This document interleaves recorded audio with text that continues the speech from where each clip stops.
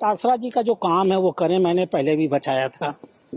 गमछा बांध के नाचने वाला काम उन्होंने सीखा है। अब अपनी अपनी वो कुर्सी बताएं, चुनाव जब 7 सीट हार जाएंगे तो पता नहीं प्रदेश अध्यक्ष रहेंगे कि नहीं रहेंगे। चेहरे बचाने के लिए कुछ तो षड्यंत्र करने पड़ेंगे।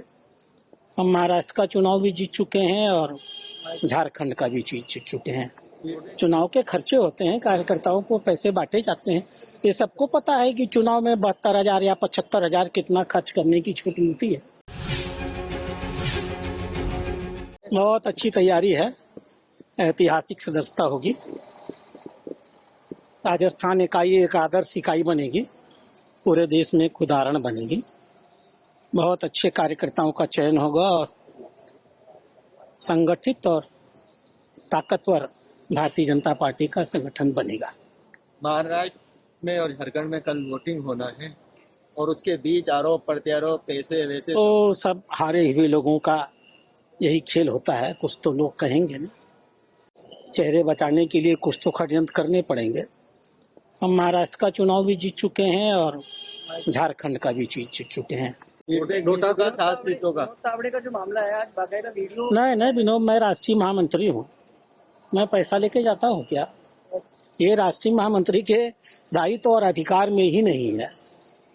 चुनाव के खर्चे होते हैं, कार्यकर्ताओं को पैसे बांटे जाते हैं। ये सबको पता है कि चुनाव में 72,000 या 75,000 कितना खर्च करने की छूट मिलती है। लेकिन वो पैसा महामंत्री के माध्यम से थोड़ी बिकता है। वो कोषाध्यक्ष का काम होता है। हमारे यहाँ सिस्टम है, कोषाध्यक्ष की एक संस्था है, वो उसके माध्यम से और बाकी डॉक्यूमेंटेड पैसा देती है। वो वाया ऑनलाइन रिकॉर्डेड पैसा हम चुनाव के खर्चे का देते हैं, ऐसे थोड़ी देते हैं। पिछले दिनों जो बैठक हुई उसमें संगठनात्मक चुनाव को लेकर आपने कहा कि किसी की भी दबाव में आने की जरूरत नहीं है। ऐसी प्रक्रिया पहले रही क्या आपकी नजर? ये तो सैद्धांतिक विषय है। कार्यकर्ताओं को उत्साहित करना होता है और संगठन है, संगठन को संगठन के हिसाब से निरपेक्ष तरीके से बनना चाहिए।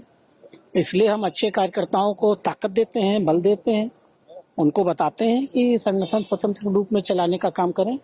आज डोटासरा जी ने कहा है कि आरएसएस और बीजेपी के जो लोग हैं वो गोडसे को मानने वाले लोग। अब तासरा जी का जो काम है वो करें, मैंने पहले भी बचाया था।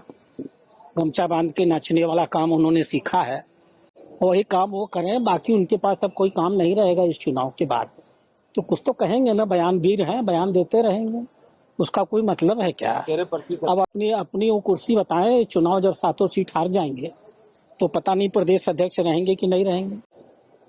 अपनी चिंता करें, वो भाजपा और आरएसएस की चिंता न करें। तो चुनाव की घटना को लेकर कहा है, न्यायिक जांच की बात की, न्यायिक ये चुनाव आयोग का विषय है। कहा गया ये चुनाव आयोग का विषय है। मैंने आपसे पहले भी कहा था, जब तक आचार संहिता लगी हुई है आप मुझसे उम्मीद मत करिए कि मैं देवली नेहरा के घटना के बारे में कोई भी राजनीतिक बयान दूंगा।